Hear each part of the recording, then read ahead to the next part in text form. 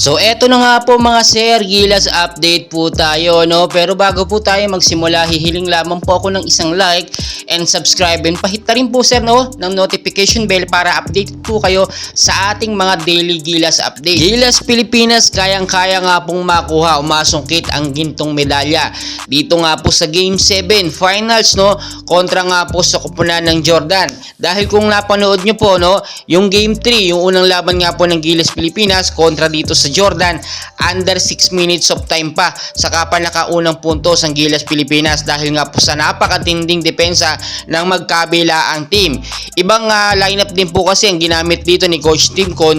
Alam naman natin dito lang talaga nag-adjust ng matindi si Coach Tim Con dahil kung makikita po ninyo yung first 5 ni Coach Tim Con, no, si Scottie Thompson, Junmar Fajardo, Calvin Obtana, Japet Aguilar at si Justin Brownlee. Instead na si Chris Newsome, pinalitan na lamang po siya ni Japet Aguilar para mas lumakas yung depensa natin. Matatangkad din kasi at talagang yung idepensa ng Jordan, ibang level po talaga.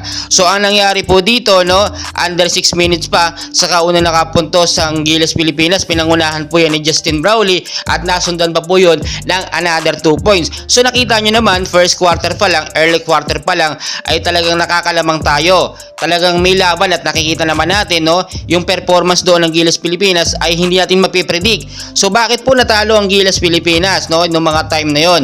Dahil nakita nyo naman, first quarter medyo nakakaangat-angat tayo.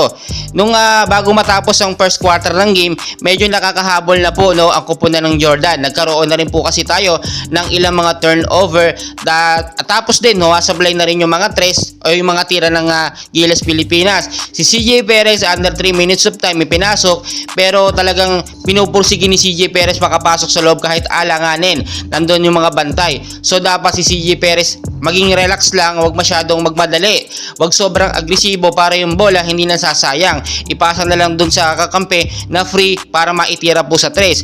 Dahil nakita nyo, nagtapos yung first quarter ng game dito sa Game 3, ang naging lamang, nalamangan po tayo ng Jordan, which is 16 ng Jordan, 13 points naman ng Gilas Pilipinas, 3 points lang naman ang naging lamang.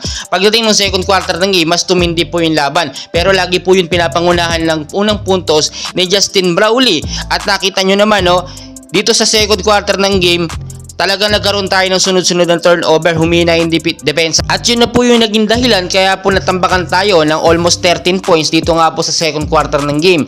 So ano po yung dapat i-improve dito ng Gilas Pilipinas at palakasin nila para ma-make sure natin na matatalo natin dito sa finals ang koponan ng Jordan. Kayang-kaya naman ng Gilas at nakita naman natin may puso ang ating Gilas Pilipinas. Hindi basta-basta nagpapatalo. Naka-epic comeback nga tayo sa China, which is ang laki na ng lamang nila, no, ay nahabol pa natin. How much more dito pa sa koponan ng Jordan. So yung mga dapat talaga iwasan, no, at i-improve ng Gilas Pilipinas ay ito lang naman po, no, iwasan yung maraming turnover at yung pagka-drive sa loob ng alanganin, huwag pong gagawin, lalo na si CJ Perez, minsan madalas yung ginagawa yun.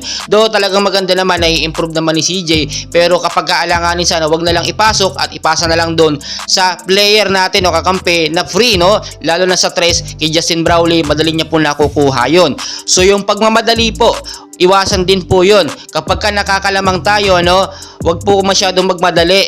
Kapag hawak natin ng bola, wag itira ng agad-agad 3-point shot, no, wag agad ganon.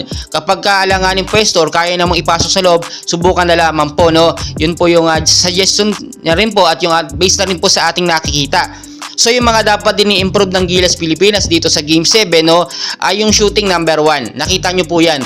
Yan yung po yung nagpanalo sa atin, no. Kaya yun dapat i-improve. Nakita nyo yung ilang segundo na lamang doon sa fourth quarter ng game kontra sa koponan ng China.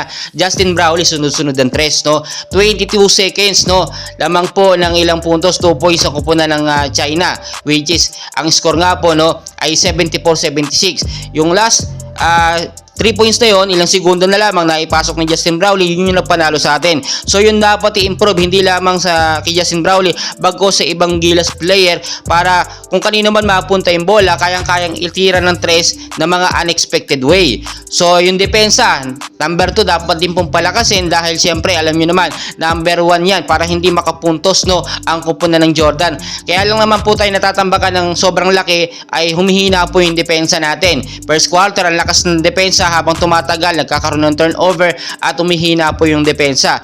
At number 3 po yung rebound po, mahalaga po yan. Hindi naman po sa lahat ng pagkakataon, lahat ng tira ng Jordan ay pasok, no? Sumasablay din naman yon. So mas maganda makuha yung rebound, no, para mapasa atin ng bola. So good luck po sa ating Gilas Pilipinas. Alam ko pong kayang-kaya natin itong manalo, no? Ilang taon ang hinintay natin. Since 1962 pa ang huling gintong medalya natin at ito na ulit, no?